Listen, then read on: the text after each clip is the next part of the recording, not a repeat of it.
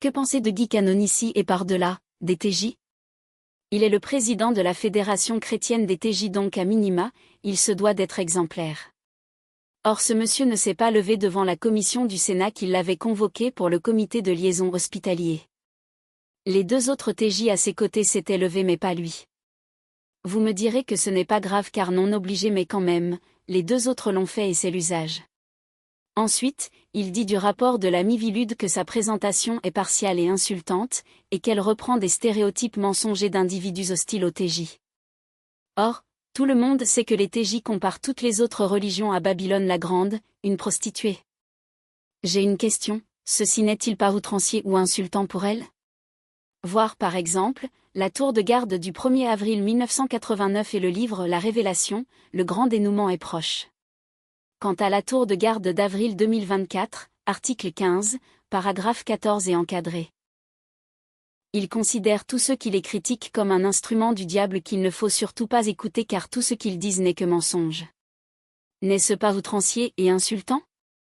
Par ailleurs, ce n'est pas parce que l'on quitte quelque chose qu'obligatoirement, on est dans le mensonge ou aigri, voyons. C'est à la limite si on ne voulait pas partir et qu'on nous a mis dehors qu'on pourrait, et je dis bien à la limite, penser cela.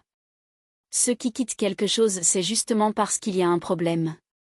À l'inverse, celui qui reste quelque part, il ne va pas trop critiquer sinon, on lui dira de partir. À l'intérieur, est-on toujours objectif? Ça me fait penser au régime totalitaire dont j'ai déjà parlé. Vous viendrait-il aujourd'hui, et je dis bien aujourd'hui, de critiquer acerbement ceux qui les ont quittés? Tiendrez-vous ce raisonnement de Guy Canonissi?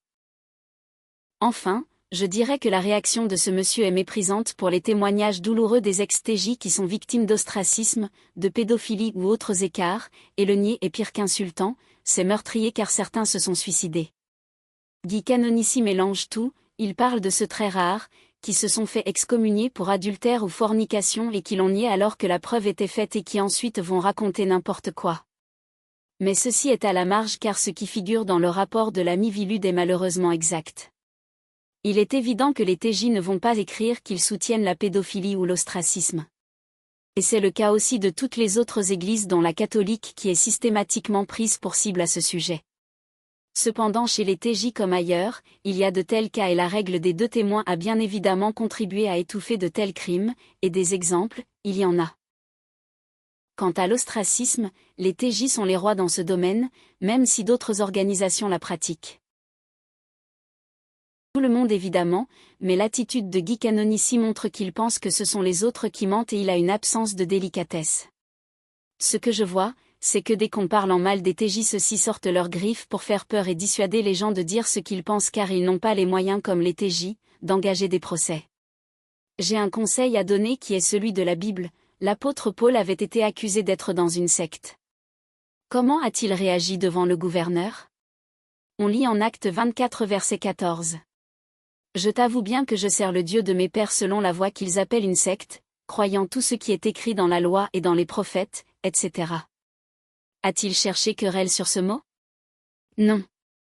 Alors pourquoi les TJ qui aiment prendre les exemples du passé, n'imitent pas Paul? Pour une raison, il y a des subventions en jeu. Ce qui me gêne donc c'est la motivation première et le mépris envers les gens qui ne sont plus TJ alors même que tous, subissent l'ostracisme et que certains comme moi, ont été victimes de terribles injustices que les TJ ont avalisées. J'espère que les TJ changeront dans tous les domaines où il y en a, bien besoin.